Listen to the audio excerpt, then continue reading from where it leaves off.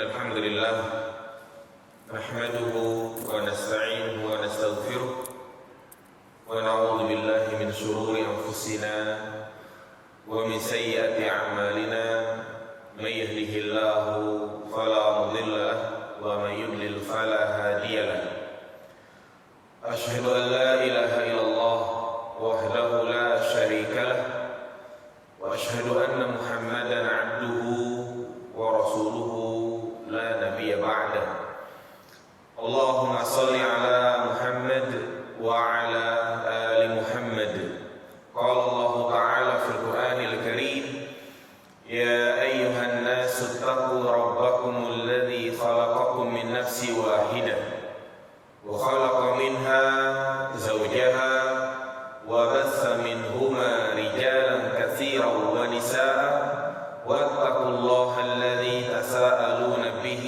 والأرحام إن الله كان عليكم رقيبا وقال النبي صلى الله عليه وسلم فإن أصدق الحديث كتاب الله وخير الهدي هدي محمد صلى الله عليه وسلم وشر الأمور محدثاتها فإن كل محدثة بدعة فإن كل بدعة ضلالة وكل ضلالة في النار أما بعد أيها الإخوة أعزني الله وإياكم جميعا Jamaah salat subuh Masjid Al-Ikhlas yang dirahmati Allah Subhanahu wa taala.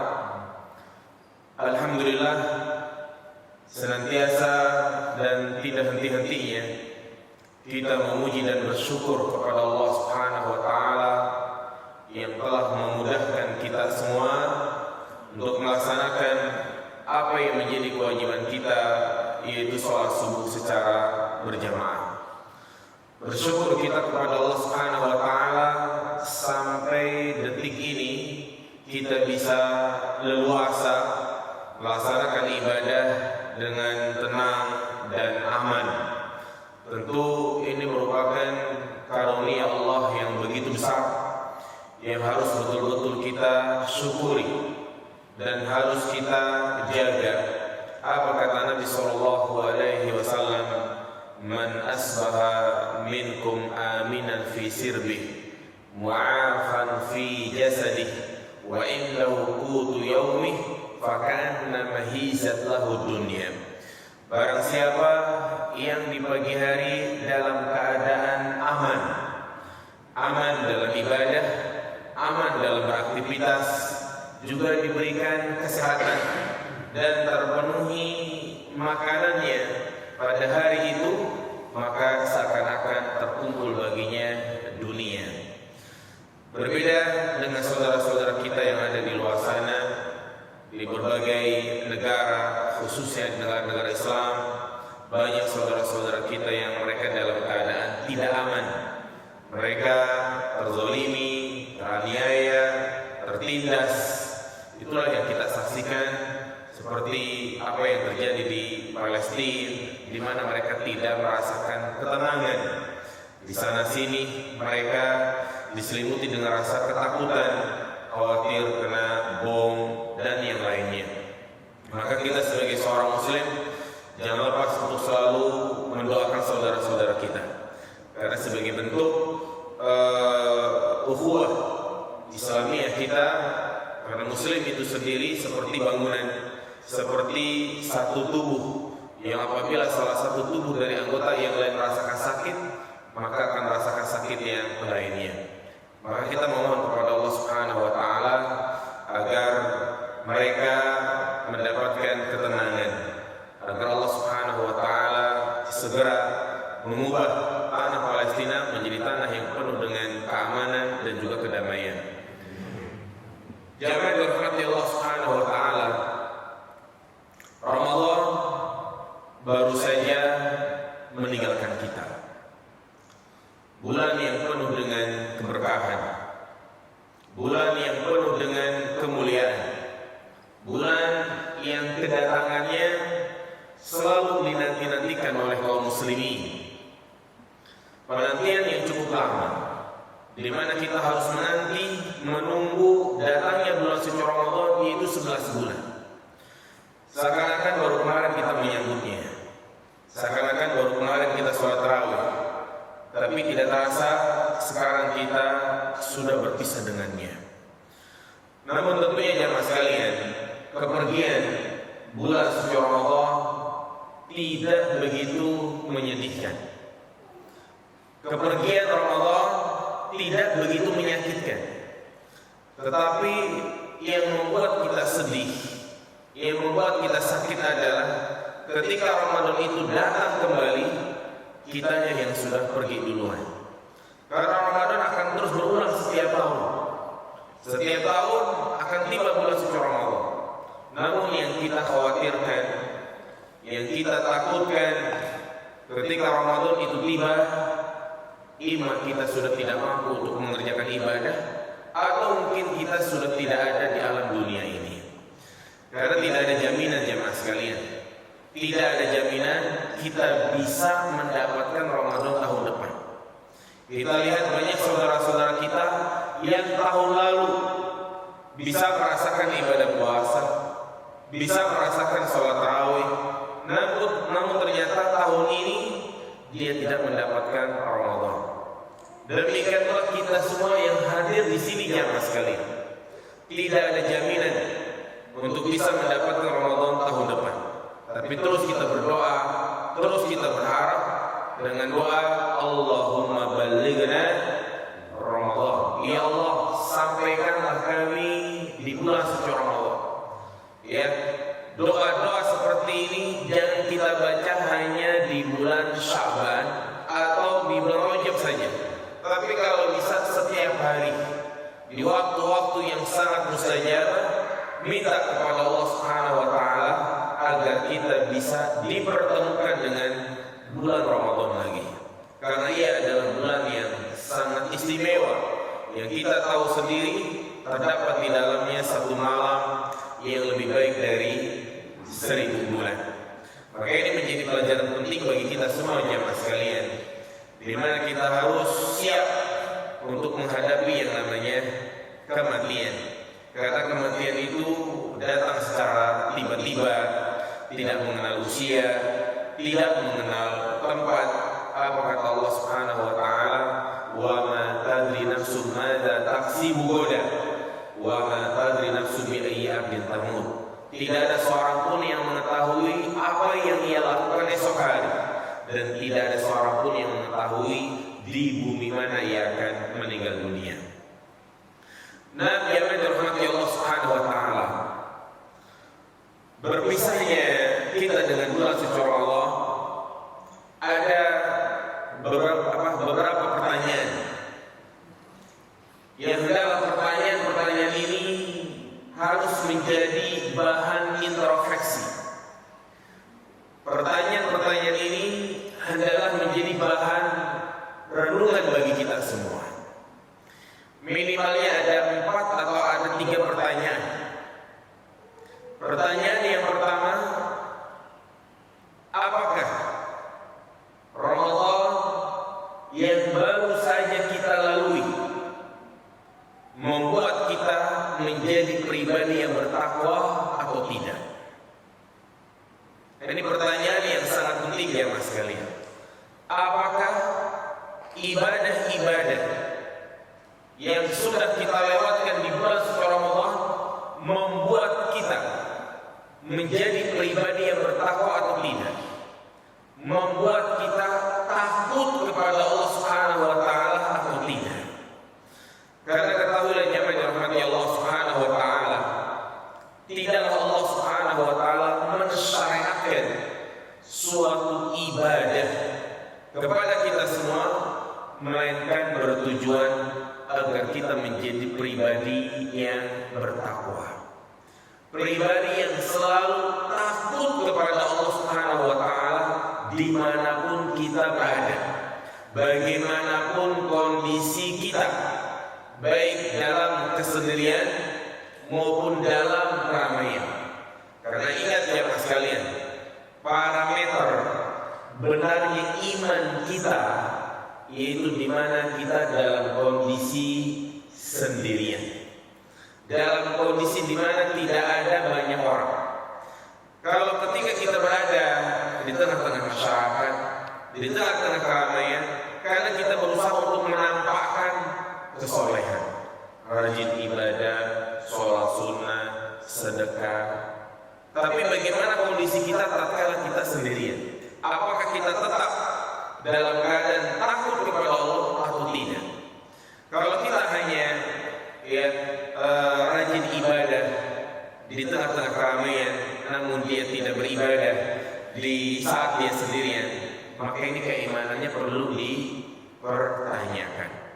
Nah, ibadah-ibadah yang kita kerjakan di bulan suci Ramadan bertujuan untuk ini, menumbuhkan pribadi yang khasyah kepada Allah Subhanahu wa taala, menumbuhkan pribadi yang bertakwa.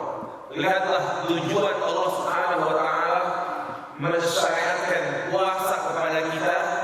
Allah mengatakan, ya ayyuhalladzina amanu kutiba alaikumusiyam kama kutiba alal ladzina min qablikum. Apa kelanjutannya? La'allakum tattaqun, agar kalian bertakwa, agar kalian menjadi pribadi yang bertakwa. Dalam sholat misalnya, Allah sebutkan inna sholata tanha anil fahsya'i wal munkar. Sesungguhnya sholat itu bisa mencegah perbuatan keji dan perbuatan munkar. Maka dari sini jamaah dirahmati Allah Subhanahu wa taala, percuma kita rajin ibadah tapi maksiat jalan terus.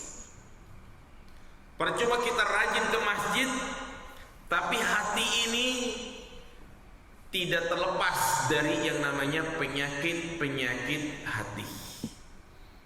Makanya lihat mereka yang berpuasa, tidak semuanya mendapatkan ampunan, mendapatkan rahmat, dipersilahkan masuk ke dalam surga melalui pintu Ar-Rayyan.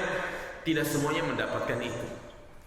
Nabi mengatakan, rubba shaimin laisa lahu min siyamihi illa al-ju'i wal atas.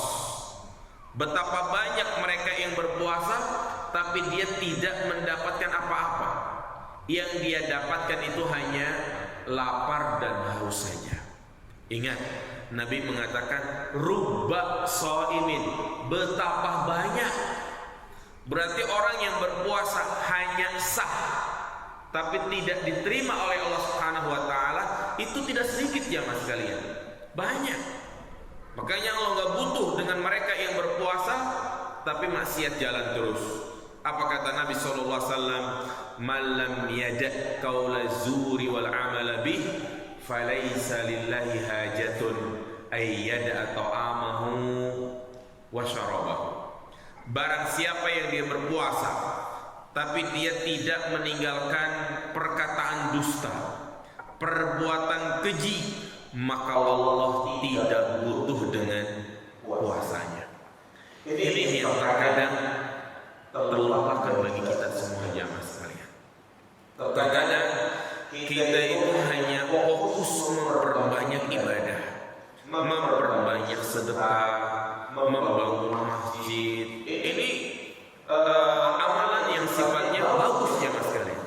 Tetapi jangan sampai kita lalai, di mana kita harus waspada dari perkara-perkara yang itu bisa menggugurkan amal ibadah kita.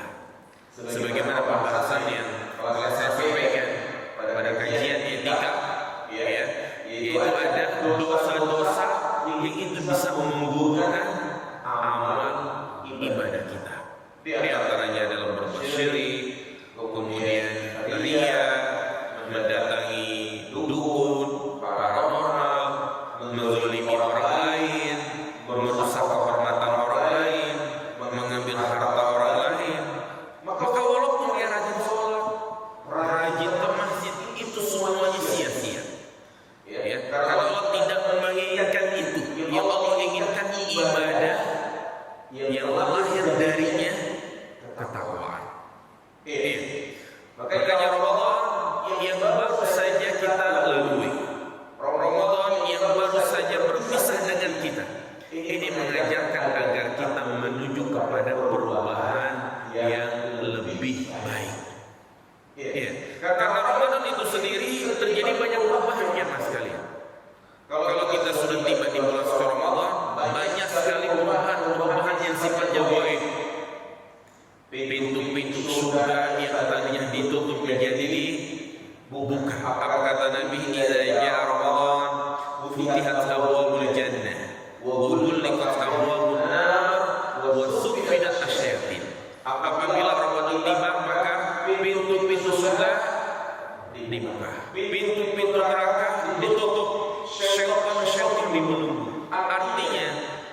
di bulan suci Ramadan terjadi banyak perubahan yang sifatnya gaib, yang kita tidak tahu bagaimana ya surga itu dibuka, bagaimana neraka itu ditutup, yang pasti terjadi perubahan.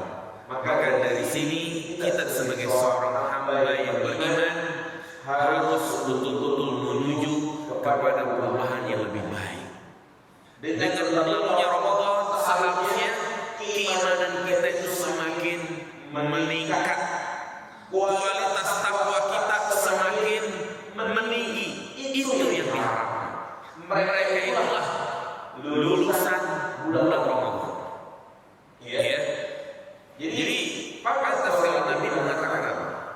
Sahula abdun dakhala alaihi Ramadan wa kharaja minhu falam yughfar.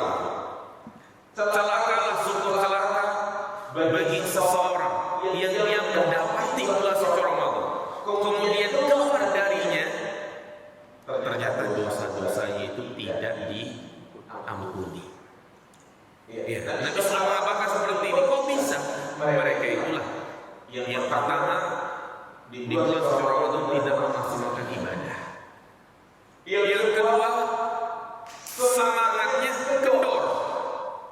Ya, semangatnya kendor setelah berlalunya bulan suci Ramadan. Justru Ramadan itu jadikan sebagai media pendidikan, ya, untuk memotivasi agar kita rajin ke masjid, rajin sedekah dan yang lainnya. Nah, selepas kita berpisah darinya, bukan malah lemas lagi, tapi justru kita harus lebih apa?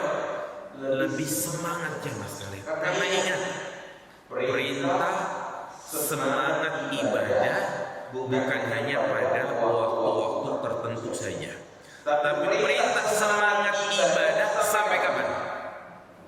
Sampai mati. Allah Subhanahu wa taala berfirman, wa'bud rabbaka hatta ya'tiyakal yaqin. Beribadahlah kepada Rabbmu sampai datang yang namanya kematian. Al-yaqin di sini artinya al-maut. Ya. Jadi semangat ibadah bukan hanya di bulan suci Ramadan, tapi kita berusaha menumbuhkan semangat ibadah sampai datangnya kematian, sampai malaikat al-maut menjemput kita. Ya. Maka dari sini jemaah dirahmati Allah Subhanahu wa taala, yang Allah inginkan dari kita bukan hanya sekedar kuantitas ibadah. Perhatikan. Yang Allah inginkan bukan hanya sekedar banyaknya kita beramal, tetapi yang Allah inginkan adalah mudawamah, istiqomah, continue dalam melaksanakan ibadah tersebut. Karena Nabi mengatakan dalam hadisnya, ahabbul a'mali ilallah adwamuha wa in qal. Amalan yang paling dicintai oleh Allah Subhanahu wa taala adalah amalan yang dilakukan secara mudawamah. Artinya continue, terus menerus, walaupun itu sedikit. Ya. Jadi yang Allah inginkan itu bukan hanya sekedar kuantitas, ya, tetapi yang Allah inginkan namanya mudawamah, di mana kita mengerjakan ibadah tersebut tidak terputus. Ya, maka ini menjadi tanda seseorang mendapatkan malam Lailatul Qadar. Kalau tanda turunnya Lailatul Qadar kita sudah bahas dan mungkin sudah banyak dibahas oleh para asatidz. Tetapi yang perlu kita ketahui bagaimana tanda orang itu mendapatkan apa? Malam Lailatul Qadar. Di antara tandanya kata Imam Ibnu Qayyim al-Jauziyah, min zawabil hasanati al-hasanatu ba'daha. Termasuk balasan kebaikan, itu kebaikan yang melahirkan kebaikan setelahnya. Ya. Jadi bukan termasuk orang yang mendapatkan malam Lailatul Qadar yang semangat ibadahnya itu hanya di bulan suci Ramadan saja. Ya. Makanya kita membiasakan membaca Al-Quran misalnya. Dan kita biasakan satu muka satu halaman saja, tapi rutin setiap hari, itu lebih baik daripada orang yang sekali membaca Al-Quran seminggu sekali langsung 10 juz misalnya. Orang yang membiasakan sholat qiyamul lail enggak harus 21, enggak harus 11, dia biasakan 3 rakaat. Pokoknya 3 rakaat, mungkin 2 tahajud 1 witir, 5 rakaat, 2 tahajud 3 witir. Dia biasakan setiap malam. Itu lebih baik daripada dia mengerjakan sholat tahajud cuma seminggu sekali langsung 21 rakaat. Jadi yang Allah inginkan adalah apa? Mudawamah, kontinu dalam mengerjakan ibadah. Iya. Makanya sholat tarawih, qiyamul lail bukan hanya di bulan suci Ramadan. Kita harus biasakan untuk sholat tahajud setiap malam, sholat witir setiap malam. Dan sepakat para ulama bahwasanya hukum mengerjakan sholat witir adalah sunnah muakkadah, sunnah yang sangat ditekankan. Sampai Imam Ahmad mengatakan, man taraka sholatal witri fahuwa rajulun su. Seorang yang meninggalkan sholat witir maka dia adalah orang yang jelek. Biasakan untuk mengerjakan sholat tahajud jamaah sekalian. Ya, dan sholat tahajud itu harus jam 2, setengah 3, berat. Sangat berat kalau kita bangun jam segitu. Tapi biasakan kita bangunnya itu mungkin setengah jam sebelum subuh. Setengah jam sebelum subuh. Sekarang subuhnya berapa? Jam 4.40. Setengah 5 sekarang. 3.3 ya. Setengah 3 lah. Jam 4 kita bangun, kita wudhu. Kalau punya jodoh dia mandi, kerjakan sholat tahajud 3 rakaat seperti itu. Kemudian 5 menit kita gunakan untuk berdoa. Itu termasuk kebiasaan yang sangat bagus. Ya, itu termasuk juga sepertiga malam terakhir ini nggak harus jam 2, jam 3. Karena biasa kalau orang bangun jam 2 apalagi dia harus masuk kerja berat. Tapi kalau dia biasa setengah jam sebelum subuh dia bangun, itu insya ringan bagi dia. Nah ini jadi pelaksanaan qiyamul lail bukan hanya di bulan suci Ramadan saja.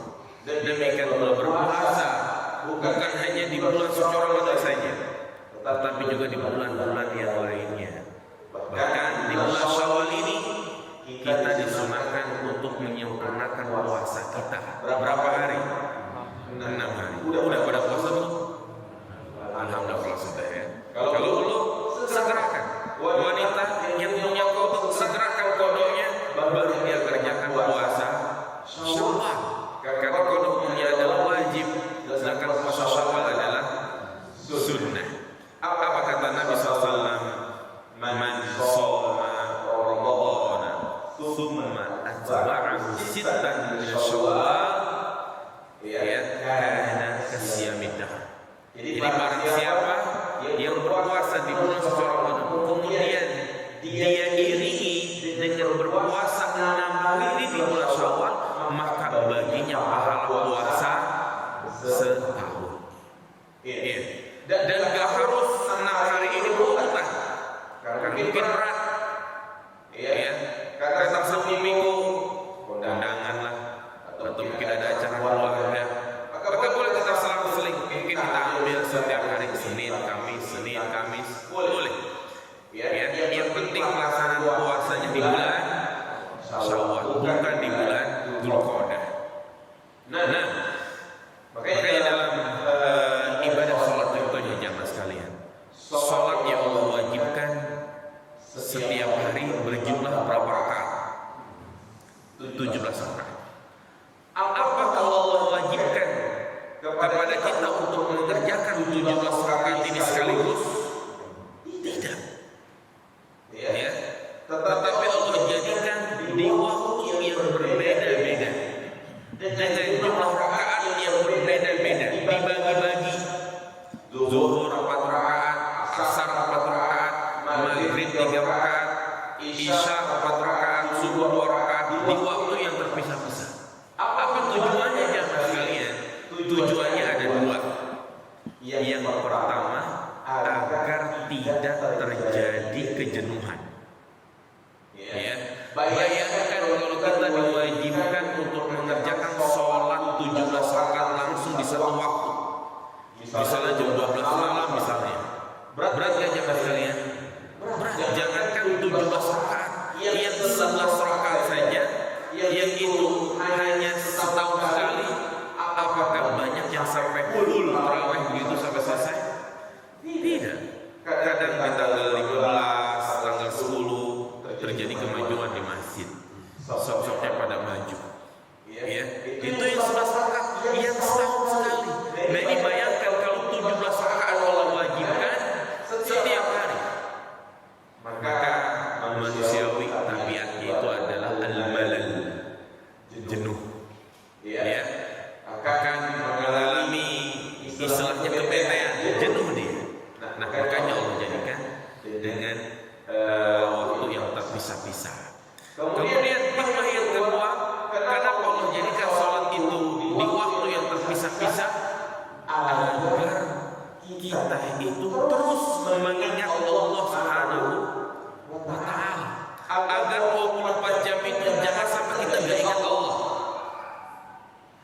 Tiba waktu zuhur kita sholat, kita ingat Allah. Kemudian jam 1, jam setengah 2 lupa kita ya, mungkin sibuk dengan pekerjaan kita. Kemudian jam 3 muadzin memanggil, muadzin memandangkan azan, kita jadi ingat lagi kepada Allah Subhanahu wa Ta'ala. Terus seperti itu. Ya, makanya yang diinginkan oleh Allah Subhanahu wa Ta'ala adalah mudawamah. Apa artinya mudawamah jemaah? Kontinu dalam mengerjakan ibadah. Ya. Kayak ketika datang seorang sahabat, ya Rasulullah, qul li qawlan fil Islam la as'alu ahadan ghairak. Wahai Rasulullah, berikanlah nasihat yang apabila aku sampaikan aku tidak akan meminta nasihat lagi pada yang lain. Rasulullah cuma memberikan nasihat 2 kata. Qul amantu billah tsumma istaqim. Katakanlah aku beriman kepada Allah, kemudian beristiqomahlah. Iya. Artinya Nabi SAW tidak menyuruh dia untuk melakukan ini, melakukan itu dan yang lainnya. Tapi yang penting adalah apa? Istiqomah di atas keimananmu itu. Istiqomah di atas amalan sunnahmu itu. Ya. Ini jadi yang diinginkan oleh Allah bukan hanya kuantitas amaliyah, tapi yang terpenting adalah mudawamah, kontinu dalam mengerjakan ibadah. Dan insya Allah jamaah sekalian, orang yang istiqomah dalam ibadah, maka dia akan diwafatkan dalam keadaan husnul khotimah. Itulah yang kita harapkan, meninggal di atas husnul khotimah. Karena kondisi akhir dari hayat kita, dari kehidupan kita, itulah yang menjadi penentu. Apa kata Nabi SAW? Innamal a'malu bil khawatim. Bahwasanya amalan itu tergantung amalan yang terakhir. Percuma seorang itu rajin ibadah kalau ternyata ketika dia meninggal dunia dalam keadaan dia melakukan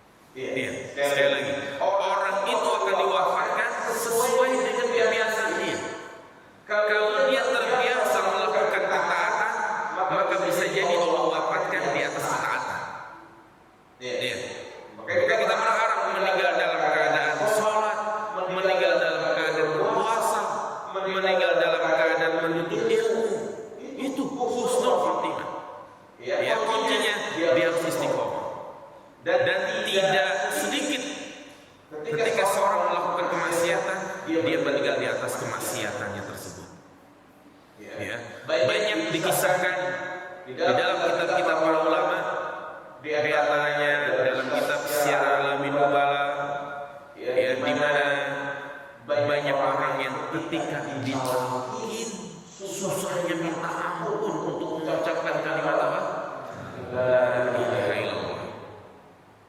Sampai diceritakan Al-Imam Ahmad, dia mentalkin seseorang, dia bisikan kalimat tauhid la ilaha illallah, tapi orang ini hanya mengatakan apa? Ya, wahak, rihsyad. Ya, ternyata yang dia ucapkan adalah kalimat-kalimat yang membuat Imam Ahmad kaget. La ilaha illallah, sekak. Jadi dia hanya bisa mengucapkan apa? Sekak. Ternyata di masa hidupnya dia suka main-main, mencatur. Ada suka mencatur di sini mas kalian. Ya, tidak boleh. Kemudian ada lagi yang ketika ditalkin la ilaha illallah, dinar, dirham, yang disebutkan adalah mata uang, dinar, dirham. Mungkin di kita rupiah 10.000, 100.000, 1 juta. La ilaha illallah, 1 juta. Namun ternyata di masa hidupnya dia ada seorang rentenir. Ya, rentenir.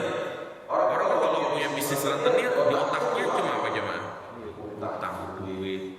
Ya, karena memang dalam kondisi seperti itu sudah dalam keadaan sangat genting, sangat genting.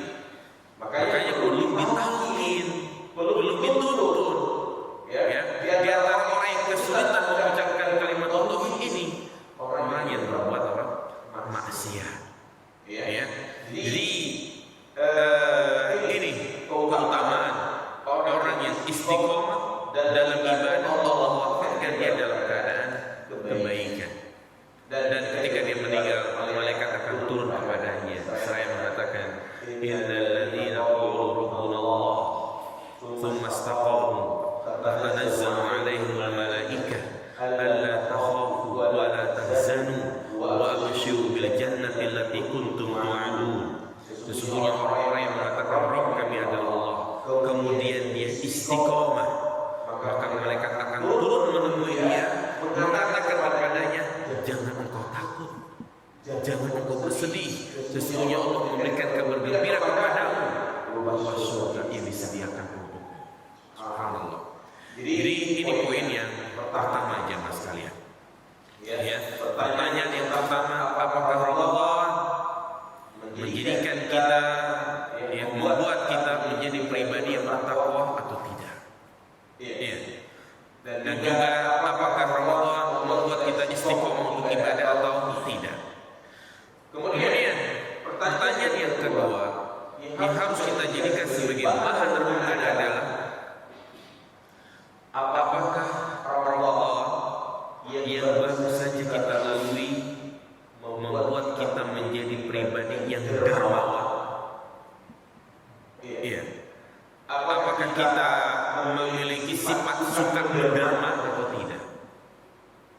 Nah, ketahuilah jemaah dirahmati Allah Subhanahu wa taala, Allah Zat Sang Pencipta adalah Zat yang Maha Dermawan. Makanya di antara sifat Allah apa? Sifat yang artinya Maha Dermawan jemaah. Allah kan disifati Maha Dermawan. Bahasa Arabnya bahasa apa? Maha Pemberi rezeki. Apalagi Al-Fatah, Al-Ghafar, sebutin aja semua husna ya. Al-Karim, Al-Karim, ya, Zat yang Maha Dermawan. Ya, maka dikatakan Innallaha Hayyun Karim. Sesungguhnya Allah adalah Zat yang Maha Malu dan yang Maha Dermawan. Jangan kita bayangkan Allah itu memiliki sifat makhluk seperti makhluknya kita. Tidak. Sifatnya sama, namanya sama, tapi hakikat sifatnya itu berbeda. Jadi cara memahami sifat-sifat Allah Subhanahu wa taala, ya kan? Sering kita mendengar Allah memiliki sifat mendengar,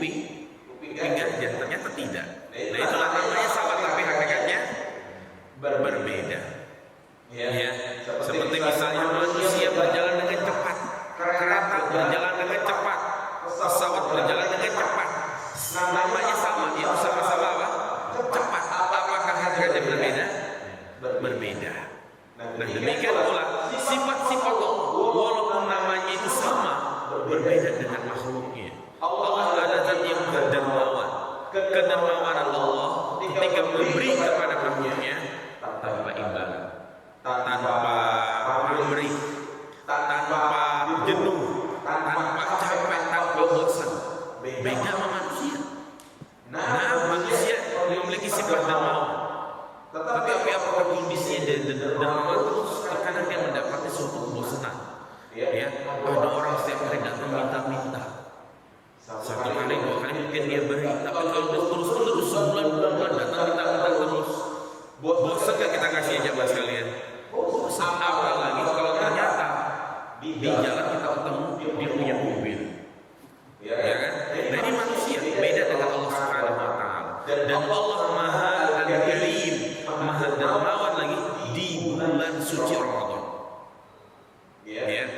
Allah Maha Al-Karim di bulan suci Ramadan. Allah buka pintu surga. Allah ampuni hamba-hambanya. Makanya di Ramadan itu sendiri banyak ibadah-ibadah yang mengajarkan agar kita itu memiliki sifat dermawan. Di antaranya kita dianjurkan untuk memberikan makan untuk orang yang berbuka puasa. Nabi mengatakan kana mislu ajri shaim. Ya, baginya pahala orang yang berpuasa tanpa mengurangi sedikit pun. Di bulan suci Ramadan kita disyariatkan untuk mengulurkan tangan kita, memberikan bantuan kepada fakir miskin dengan disyariatkannya zakat apa ini? Zakatul fitr. Nah inilah Ramadan. Mengajarkan agar kita memiliki sifat dermawan, ya, sifat suka memberi, sehingga ada satu sifat. Ini sifat ini sangat berbahaya. Penyakit hati. Kalau penyakit ini sudah nempel di hati kita, jangan harap hidupnya bahagia. Justru karena keberadaan sifat ini membuat dia sakit-sakitan. Apa itu sakit tersebut ya mas kalian? Sakit hati apa? Penyakit hati itu adalah bakhil, pelit, koret, medit, apa lagi? Dedemut. Ya, ini penyakit yang berbahaya, penyakit yang mematikan ya mas kalian. Penyakit yang membuat orang itu hidupnya sempit, dunia yang buat sempit begini. Iya. Makanya Rasulullah mengatakan salasul mulikat. Ada 3 perkara yang itu bisa membinasakan. Apa di antaranya? Salasul mulikat di antaranya adalah suhun wa hawan muttaba wa ijabul mar'i nafsahu. Yang pertama rasa kikir, pelit yang dituruti, hawa nafsu yang diikuti, dan seseorang merasa ujub dengan kelebihan yang Allah berikan kepadanya. Iya, ini jadi kikir itu, pelit itu jamaah sekalian membuat orang itu hidupnya sempit dan bahagia. Iya, ketika dia di jalan mobilnya tergores sedikit begitu ya, emosinya luar biasa. Makanya bisa orang yang pelit itu mudah temperamental, mudah marah. Berbeda orang yang hatinya dermawan. Ya, apapun yang terjadi menimpa dia berusaha untuk mengatakan qadarullah ma syaa. Apa yang sudah terjadi ya sudah. Ya, ini semuanya atas kehendak Allah Subhanahu wa Ta'ala.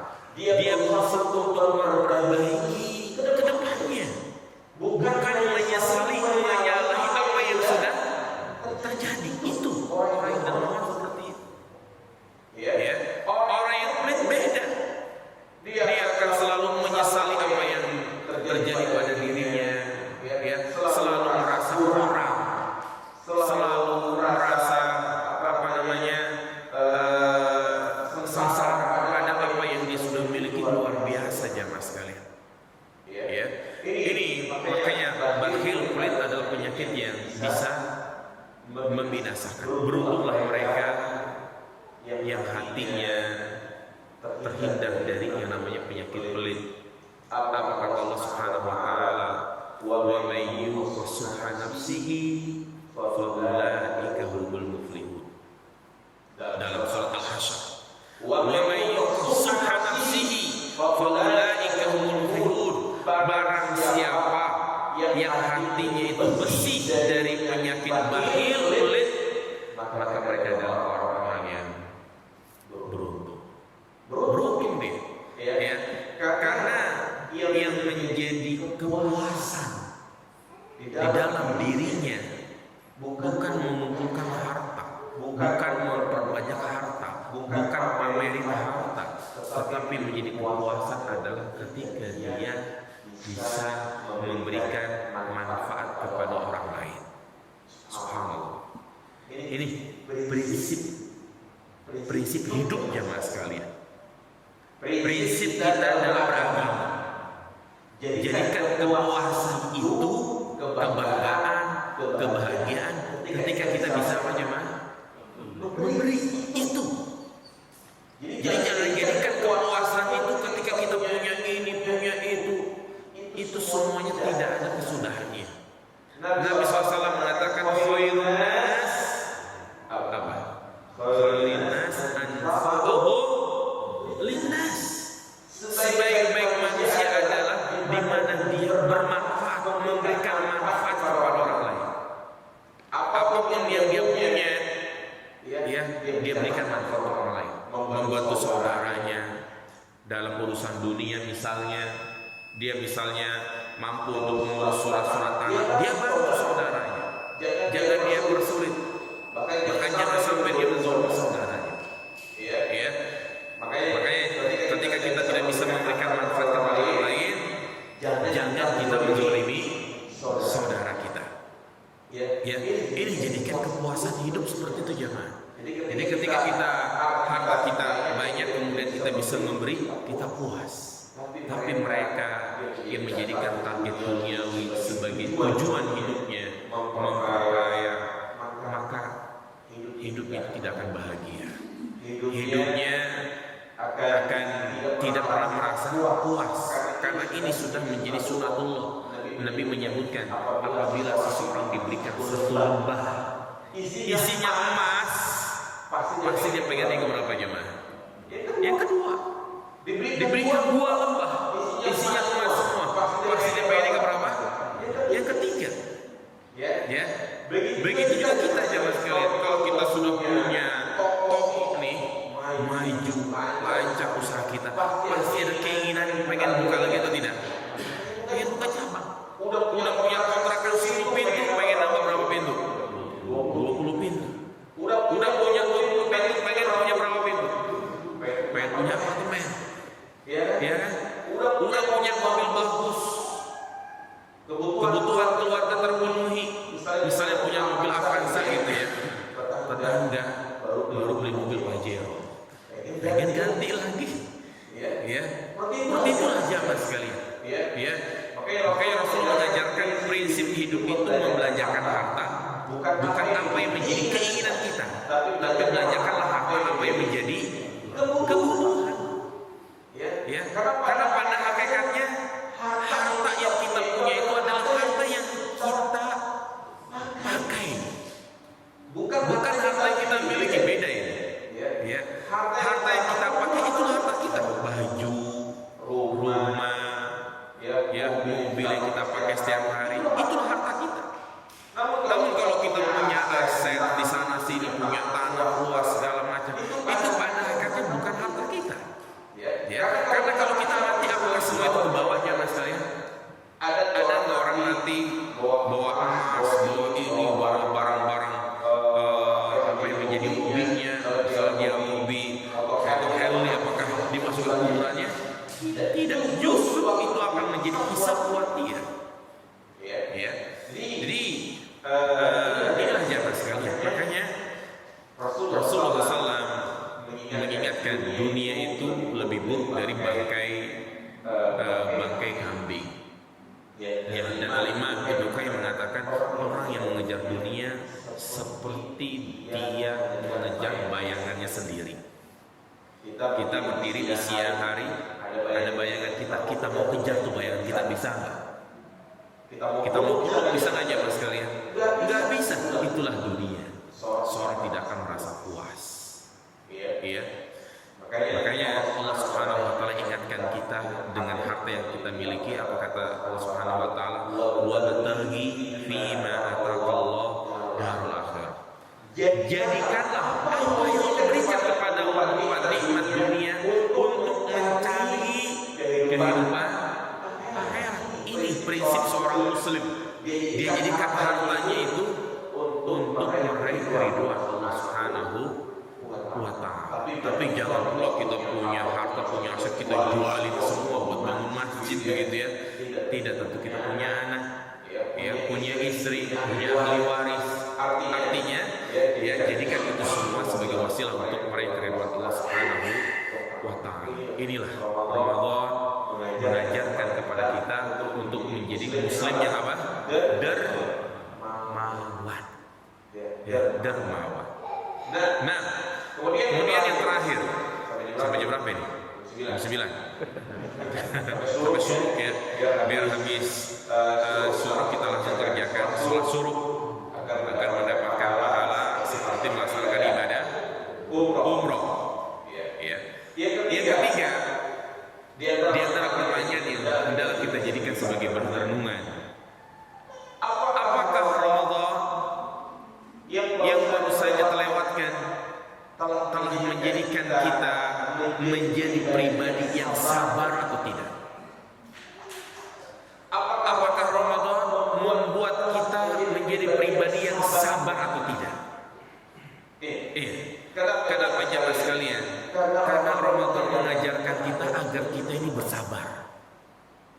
Lihat ibadah puasa. Ibadah puasa itu subhanallah, hikmahnya agar kita itu bersabar. Bersabar dalam melaksanakan ketaatan kepada Allah. Bersabar dalam meninggalkan kemaksiatan. Bersabar atas takdir yang Allah tetapkan tatkala kita berpuasa. Yang namanya kalau kita berpuasa pasti merasakan apa jemaah? Lapar, haus, pengen ini, pengen itu, tapi kita harus bersabar. Ya, ingin makan kita harus bersabar, ingin berjima kita harus bersabar.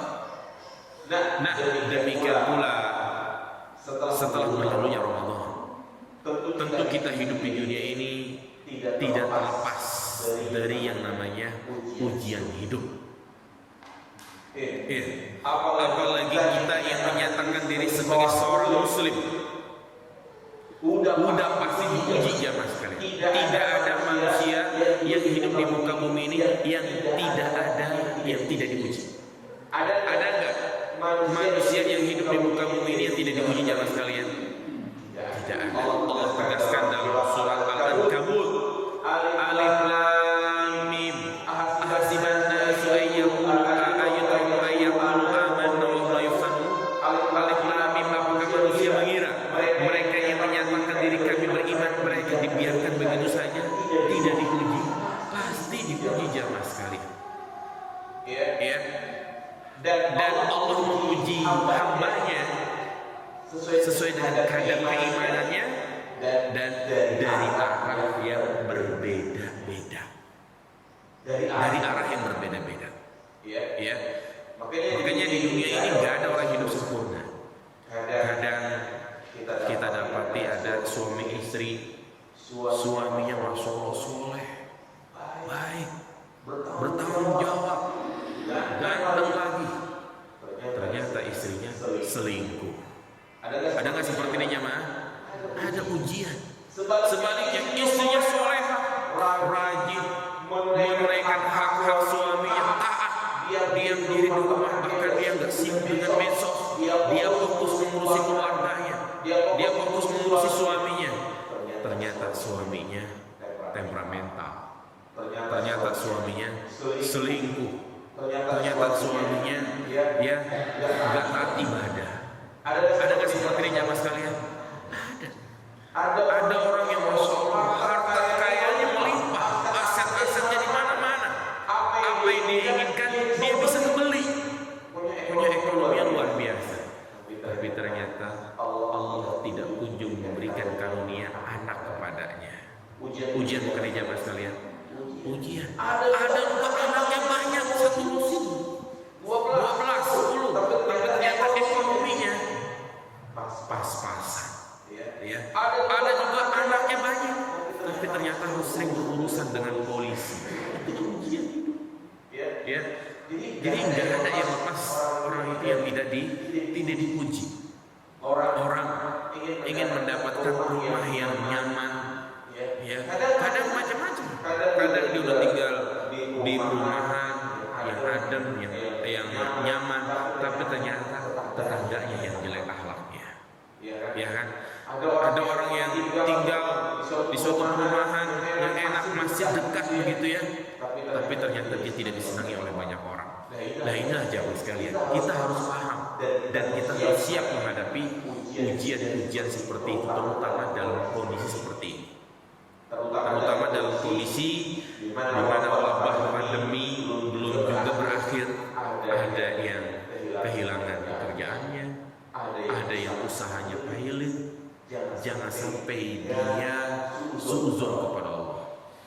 Jangan sampai ujian hidup yang dialami ini merendahkan keimanannya. Ingat, banyak orang terjun ke pemahaman ateis. Ateis ini maksudnya, udah dia merasa percuma. Ya saya sholat, percuma saya puasa. Kayaknya nggak ada Tuhan. Buktinya apa? Saya dalam kondisi seperti ini dibiarin terus.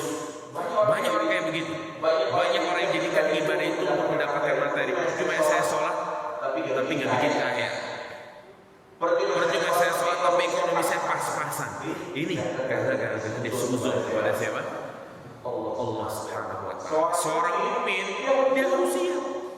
Ya, lihat bagaimana para ulama, bagaimana para nabi dan rasul, ujiannya itu lebih berat dari kita. Kita ini belum seberapa. Jangan jauh-jauh kalau kita lihat Nabi kita Muhammad SAW, ujiannya itu luar biasa. Dia dilahirkan dalam keadaan yatim. Kemudian ketika beliau menikah, kemudian tak lama ditinggal mati oleh istri, dan yang lebih menyakitkan jamaah sekalian, anak laki-laki beliau semuanya meninggal. Bayangkan kalau posisi kita seperti itu. Ya, jadi kita belum seberapa. Maka seorang mukmin dia selalu menjadikan ayat ini sebagai pegangan hidupnya. Wa asa an takrahu syai'an wa huwa khairul lakum. Wa asa an tuhibbu syai'an wa huwa syarrul lakum. Bisa jadi sesuatu yang tidak dia senangi, itu justru kebaikan buat dia. Inilah hikmah di balik segala musibah. Nah, jadi itulah jamaah yang dirahmati Allah Subhanahu Wa Taala. Tiga pertanyaan penting yang hendaklah kita jadikan sebagai bahan renungan, yang ini menjadi tanda orang itu lulus di sekolah Ramadan. Yang pertama, apakah Ramadan membuat dia menjadi pribadi bertakwa? Yang kedua, apakah Ramadan membuat dia menjadi pribadi yang dermawan? Yang ketiga apa jemaah? Apakah Ramadan membuat dia menjadi pribadi yang bersabar? Demikian kita buka tanya jawab yang sekitar 10 menit ya, atau 5 menit. Ya, ada pertanyaan silakan disampaikan. Tapi jangan susah-susah pertanyaannya ya. Nah, silakan. Silakan Pak. Bisa kelas Pak? Lewat kelas ya.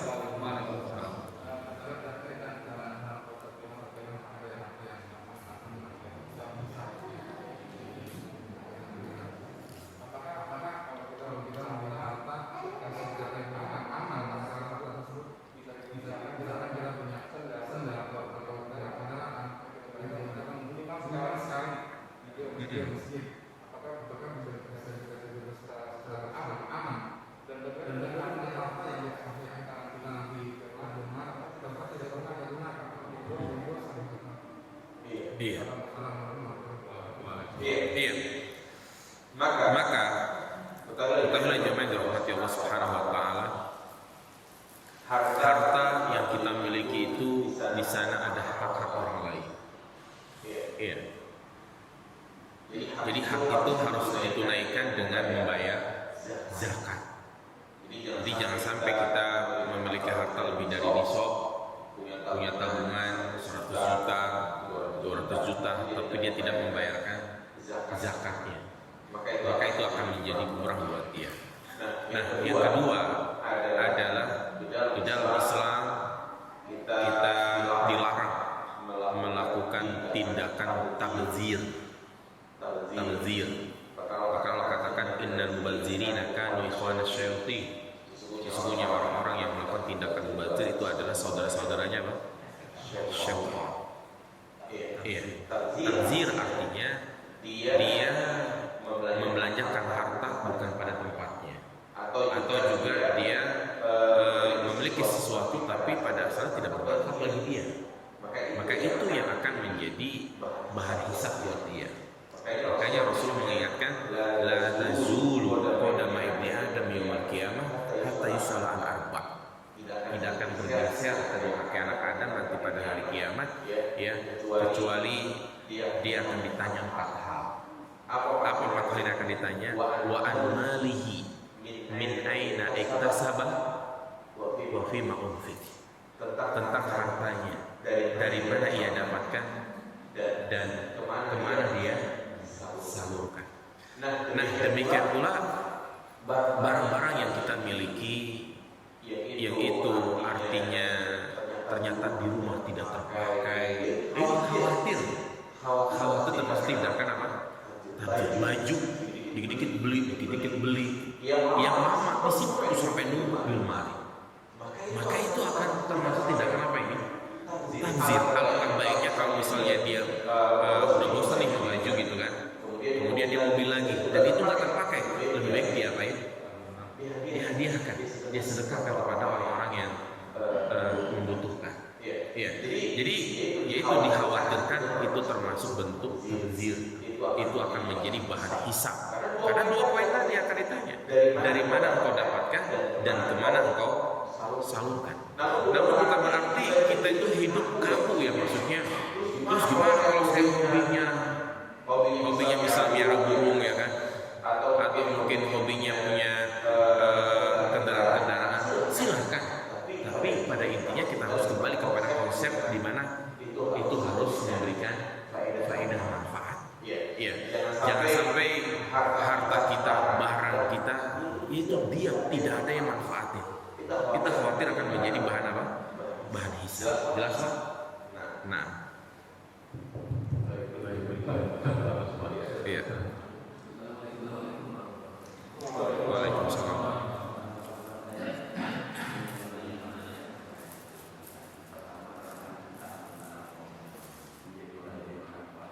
Iya.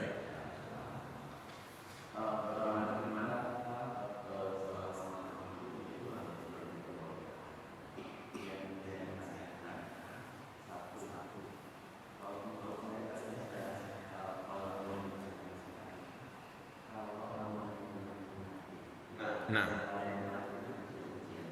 iya.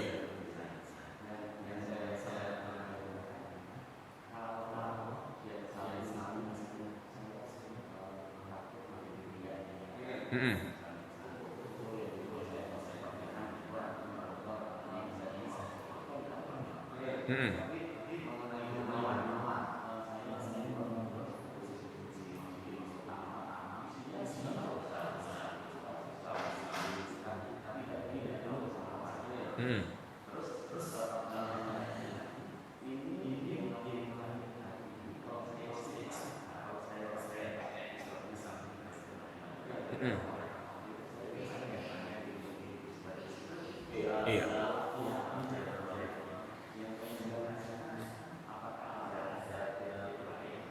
Iya.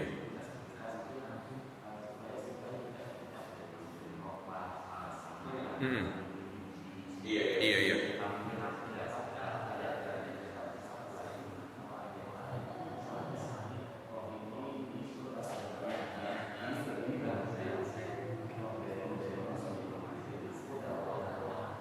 Iya.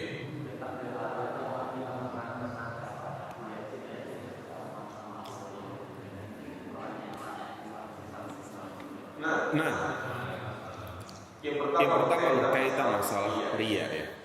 Ada 2 hal yang perlu saya sampaikan. Yang pertama, yang namanya penyakit hati ketika muncul pertama di dalam hati kita itu tidak dianggap. Iya. Manusiawi ya mas kalian. Kadang hati ini iri. Makanya anak-anak kita yang kita nggak didik mereka iri, tapi mereka iri sendiri. Coba aja. Kalau kita punya anak 3, kita beliin es krim cuma anak pertama, anak 2, 3 iri nggak? Iri. Manusiawi ya. Karena kita nggak pernah mendidik dia untuk iri. Iya. Demikian pula ria. Kadang diri ini sepintas ria. Nah, makanya teringat perkataan Al-Imam Syekhul Islam Ibn Taimiyah mengatakan, ma khala jasadu minal hasadi. Tidak terlepas diri seseorang dari yang namanya hasad, dan juga tidak terlepas seseorang dari yang namanya ria. Dan beliau memberikan penjelasan lagi, walakinnal laim man yubdi wal karim man yukhfi. Nah, dari penyakit-penyakit hati ini yang tercela adalah mereka yang merasa nyaman, mereka yang membiarkan penyakit tersebut. Yang terpuji adalah mereka yang berusaha untuk apa? Melawannya. Nah, kadang kita sedekah ya untuk membangun masjid, ada rasa ingin dilihat, ingin dipuji, ingin tampil begitu ya. Ini rasa pertama. Tapi ketika rasa itu muncul, kita berusaha untuk istighfar. Kita berusaha untuk mengingat lagi, untuk melawan perasaan tersebut. Jangan sampai nggak jadi ibadah.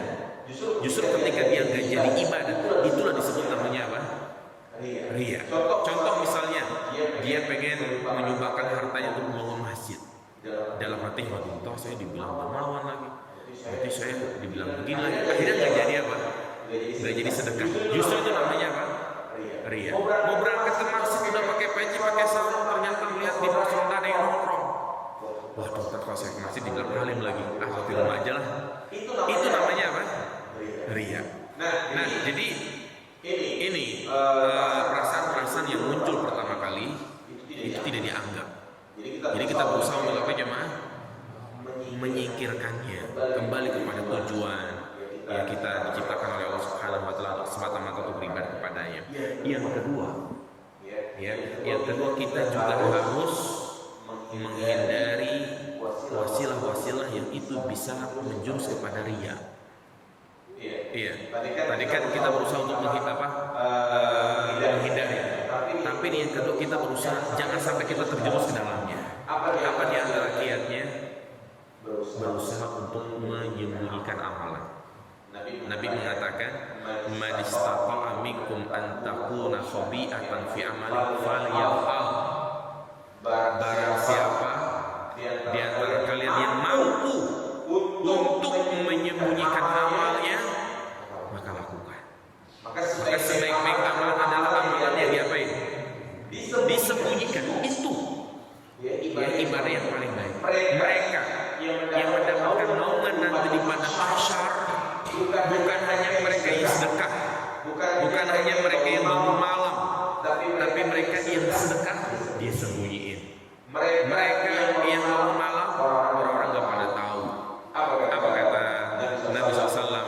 Warujulun tasaddaqa bisadaqatin fahfaha. Seorang yang sedekah kemudian disembunyikan sedekahnya sampai tangan kanan sedekah, tangan kirinya datang. Itu yang akan mendapatkan naungan nanti pada mahsyar. Yang kedua, seorang yang di pertengahan malam dia bangun malam, dia menangis ketika orang ternyenyak tidur, itu yang mendapatkan naungan nanti pada mahsyar. Jadi berusaha untuk apa jemaah? Menyembunyikan amal. Jangan dikit-dikit update status ya kan. Alhamdulillah bisa sholat malam ini ya kan. Walaupun hanya 11 rakaat, share aja.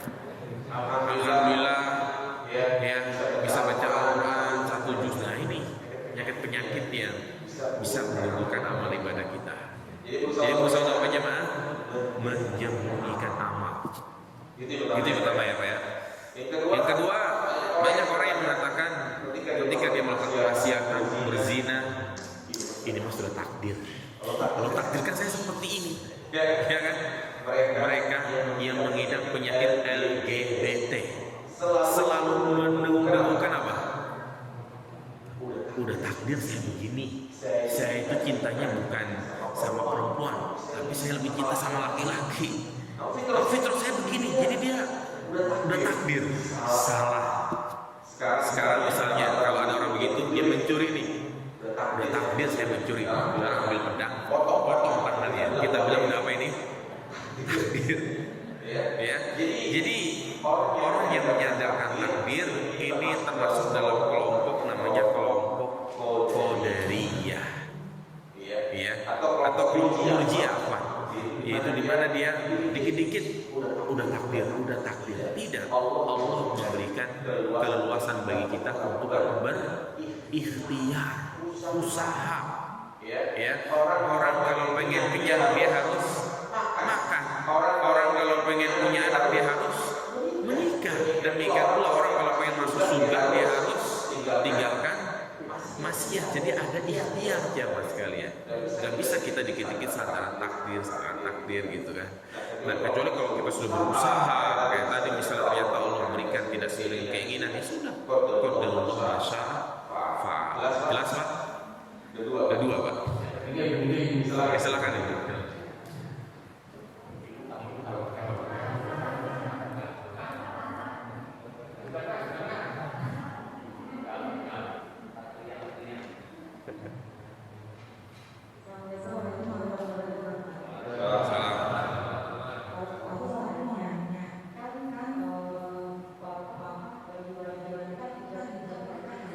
Gimana? Hijab ya.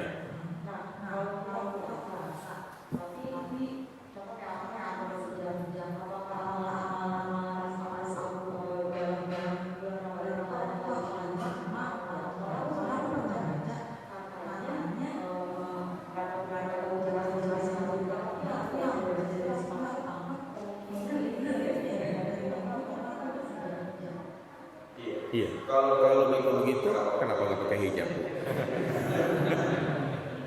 Iya. Jadi gini Bu ya. Memang sholat kita, ibadah kita, ya itu harus berubah dari kita menjadi lebih baik. Dan hijab, ya menutup aurat itu adalah suatu tuntutan, kewajiban bagi wanita yang harus dia jalankan. Memang awalnya mungkin berat. Istilahnya pertama kali pakai hijab beradang, panas, gatal gitu ya. Tapi insya Allah kalau dia biasakan, Allah akan memberikan kemudahan.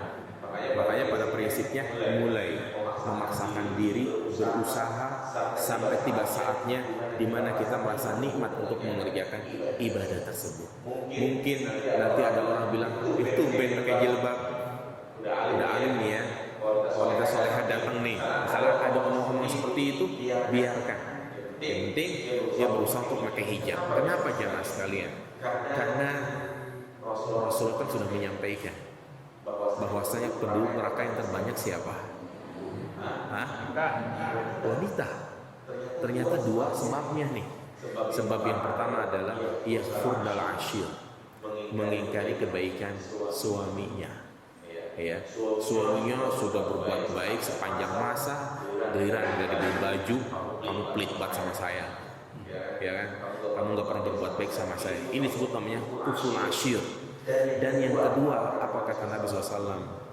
Sinfani, ya, sinfan min ahlin nar lam arahuma. Ada dua penghuni neraka yang aku belum pernah melihatnya, kata Nabi, yaitu nisaun kasiyah ariyah mumilat rusuhunna ka'asnimatil bukhut. Itu seorang wanita, dia berpakaian tetapi pada hakikatnya dia tidak berpakaian, memakai pakaian yang ketat, transparan, tidak berhijab. Nah itu jadi sudah sangat jelas Bu ya. Artinya ibu diberikan dua pilihan nih. Mau tetap seperti itu nggak pakai hijab, tapi konsekuensinya neraka. Pakai hijab ya mungkin rasanya nggak betah, tapi harus sabar dan jadi adalah apa? Surga. Jadi dua pilihan ini begitu. Nah makanya kalau memang sekarang masih berat, Bismillah, pasti Allah akan memberikan kemudahan untuk belajar memakai jilbab, hijab, ya, karena itu adalah kewajiban bagi setiap muslimah. Jelas Bu?